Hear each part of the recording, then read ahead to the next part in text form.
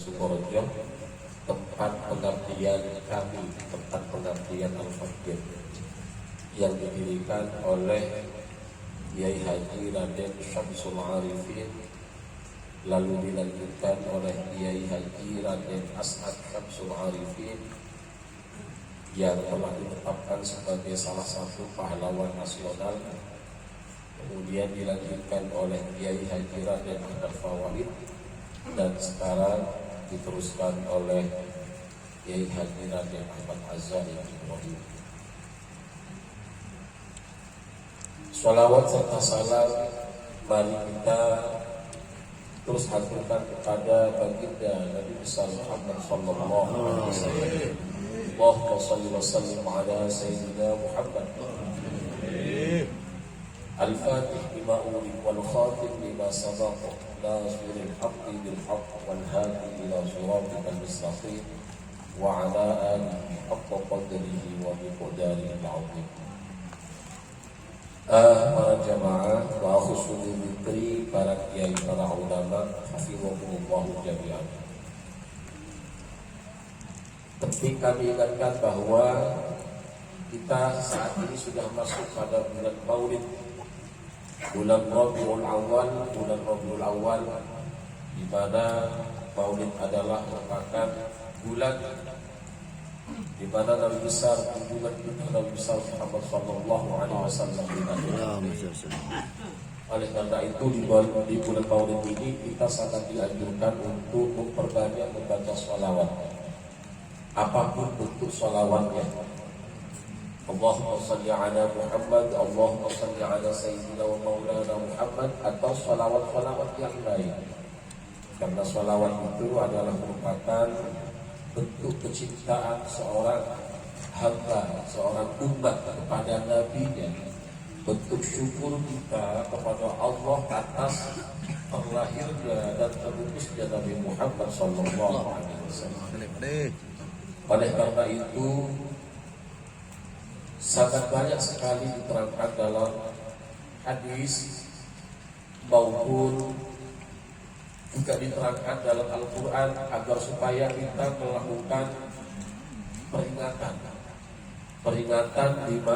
di hari-hari di mana hari itu memiliki sejarah besar dalam kehidupan kita. Dalam Al-Quran dikatakan wadzakir bi ayyamillah, wadzakir bi ayyamillah, hendaklah kalian mengingat bi ayyamillah, hari-hari Allah. Artinya hari-hari di mana terjadi peristiwa-peristiwa luar biasa, yang salah satunya adalah peristiwa besar lahirnya Nabi Muhammad sallallahu alaihi wasallam. Allahumma shalli ala Muhammad. Selanjutnya terkait dengan wafatnya Nenek Hajjah Hayati binti Ahmad, kami sangat meyakini, Al-Fakir sangat meyakini dengan hakul yakin bahwa beliau adalah termasuk umatnya Nabi Muhammad yang salihah dan umatnya Nabi Muhammad yang sangat beruntung. Pertama, karena beliau telah melahirkan putra-putri yang salih dan salihah, tentu beriman kepada Allah Subhanahu wa taala dan salih-salihah. Sangat jelas dalam hadis dikatakan, idza mata ibnu adam inqata amaluhu illa min salasin, shadaqatin jariyatin aw 'ilmin yuntafa'u bihi aw waladin shalihin yad'u lahu. Salah satu di antara kebanggaan beliau yang patut dibanggakan, sehingga putra-putrinya juga harus bergembira atas hal ini, adalah putra-putra beliau adalah sebagai putra-putri yang ahli Quran, yang pandai membaca Al-Quran, fasih membaca Al-Quran, serta berpendidikan, berilmu, dan lain-lain. Ini merupakan amal yang sangat-sangat besar dan terus mengalir pahalanya sekalipun tanpa diniatkan oleh anak cucunya. setiap kebaikan yang dilakukan oleh putra putrinya dan dilanjutkan oleh cucu-cucunya itu akan terus terkirimkan kepada beliau sekalipun tanpa diniatkan. Demikian yang pernah dijelaskan, pernah kami baca, Al-Fakir baca dalam keterangan Ihya Ulumuddin juz 2. Beliau menyatakan bahwa kebaikan yang dilakukan anak-anak yang saleh sekalipun tanpa diniatkan untuk bapak dan ibunya yang sudah wafat, itu secara langsung terkirimkan kepada beliau. Ini adalah bagian daripada bentuk rahmat rahimnya Allah. Berbeda dengan keburukan yang dilakukan oleh anak cucunya, itu tidak akan terkirimkan kepada orang tua.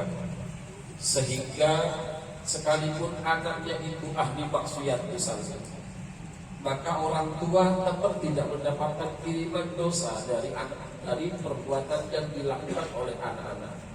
Sebaliknya, kebaikan yang dilakukan oleh putra-putranya itu terus akan mengalir hingga tiap.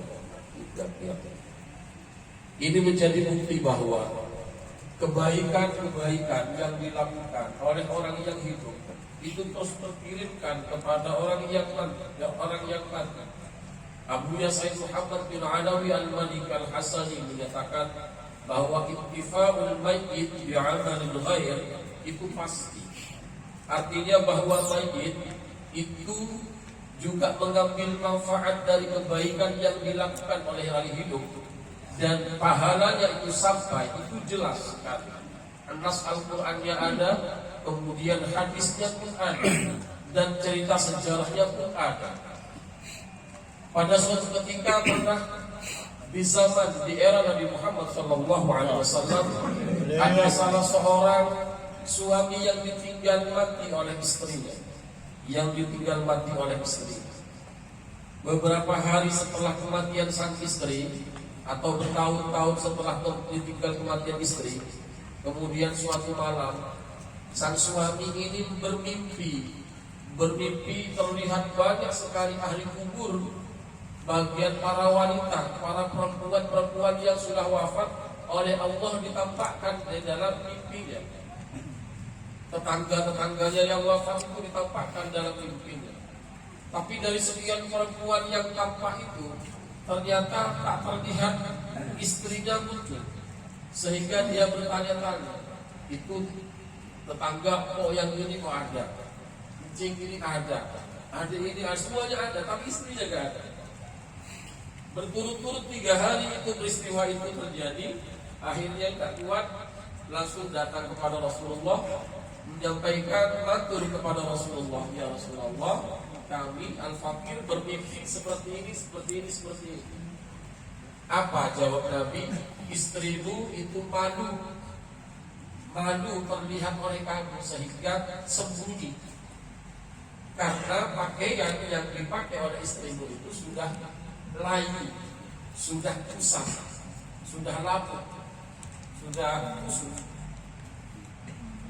Kalau kamu ingin melihat istrimu tertawa bahagia, coba lu kirimkan pakaian buat istrimu, titip sama misalnya titip kepada ibu itu. Nabi menyebut salah seorang perempuan. Kami baca dalam kitab Mafahim Yajid Al-Fusahah dan juga kitab Manhajul Arab, dan dalam kitab Manhajus Salaf karya Abu Said Muhammad bin Alawi Al-Malik. Coba kirimkan kepada orang itu. Ternyata orang yang dituju oleh Nabi tidak lama dari peristiwa itu meninggal. Setelah dimandikan, dikafani, disolati, ketika mau dikuburkan, sang suami ini titip membawakan kain kafan berwarna kuning sambil berkata, saya titip kain kafan buat istri saya. Saya titip kain kafan ini buat istri saya. Warnanya kuning, 2 yang dikirimkan. Setelah peristiwa itu, maka sahabat ini bermimpi kembali dan terlihat istrinya senyum manis sambil kehilangan tertawa sambil memakai pakaian yang dikirimkan oleh suami. Ini bukan jangan dipahami secara konkret, jangan dipahami secara mentah. Ntar pada ngirim pakaian pada motor yang ntar ngirim motor lagi supaya jalan-jalan begitu seperti yang dipahami YouTube itu mengirimkan motor dan jas dan lain-lain. Ini artinya bahwa doa yang dikirimkan oleh orang-orang yang hidup itu terus akan sampai. Pahala yang dikirimkan oleh orang yang hidup kepada yang meninggal itu sampai. Padahal kita tahu beliau-beliau itu di dalam kubur itu sama sekali tidak meninggal.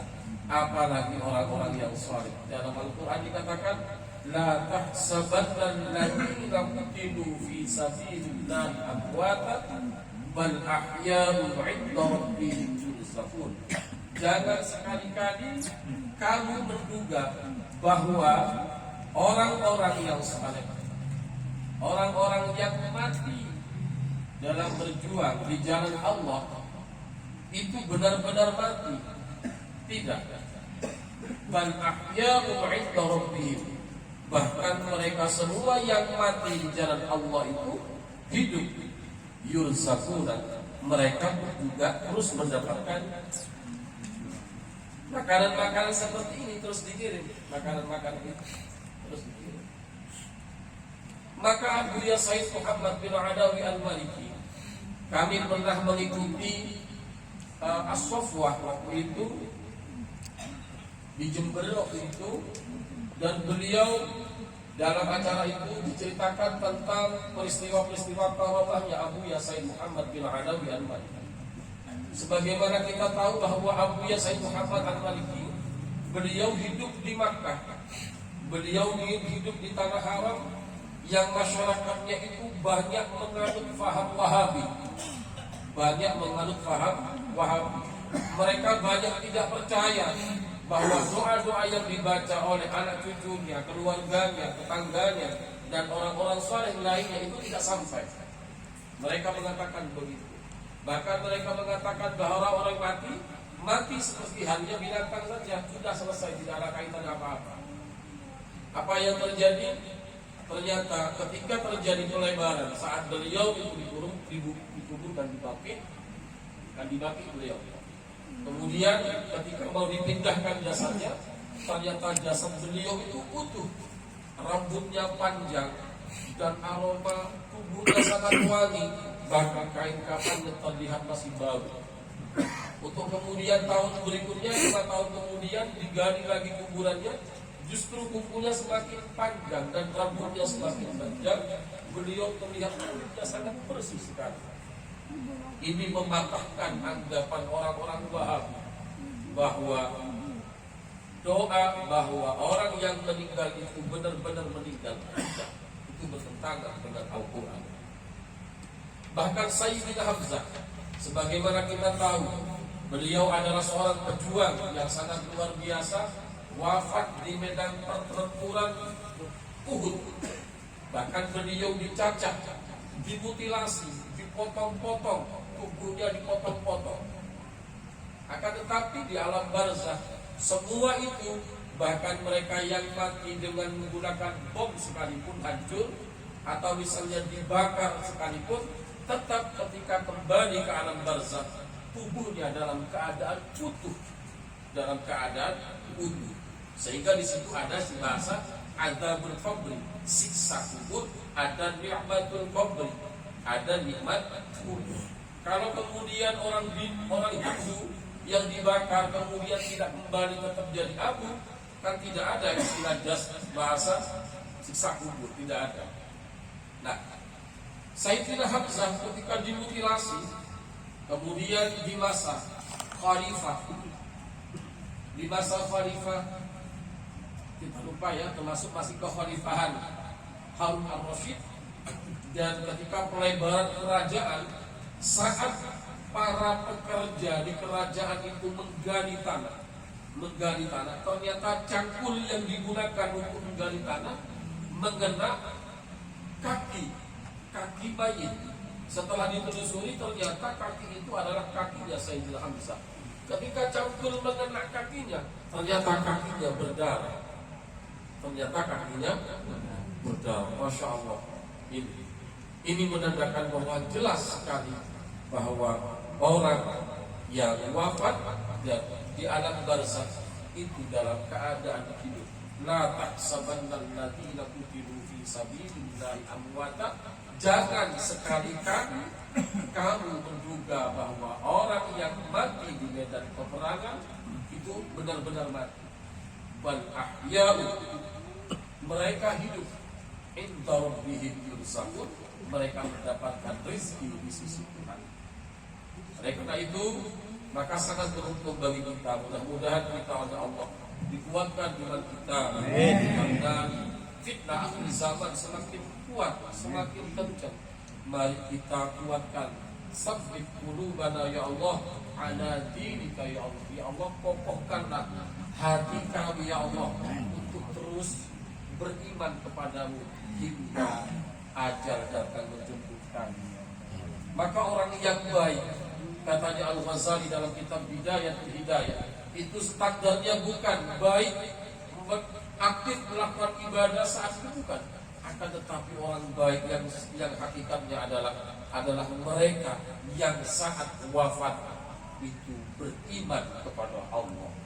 La yamutu al-mu'minu hatta ra'a makanahu minal jannati wa la yamutul kafiru hatta yara makanahu minal nar. Katanya Mas Alfred tadi, tidak akan mati seseorang yang beriman kepada Allah kecuali pasti sebelum dia dicabut ajalnya itu melihat tempat dia nanti di surga, tempat kita di surga. Begitu juga sebaliknya, orang kafir tidak akan pernah dicabut ajalnya kecuali terlebih dahulu oleh Allah diperlihatkan tempatnya nanti di akhirat. Apakah di situ sudah pasti di neraka? Makanya orang kafir meninggal gelisah. Mudah-mudahan kita oleh Allah diberikan kekuatan iman. Waktu rabbaka hatta ya'tiyakal yaqin. Mudah-mudahan kita dikuatkan oleh Allah terus beribadah kepada Allah dan beriman kepada Allah. Mungkin ini yang bisa kami sampaikan. Mohon maaf ada wa iyyakum bila ma fihi ridha. Assalamualaikum warahmatullahi wabarakatuh. Waalaikumsalam warahmatullahi wabarakatuh. Ucapkan terima kasih kepada seluruh kita, Bapak Ustaz Haji Ahmad PMA telah menyampaikan pemahaman hasanah, dan semoga apa yang disampaikan menjadi nasihat buat kita semuanya. Amin ya rabbal alamin.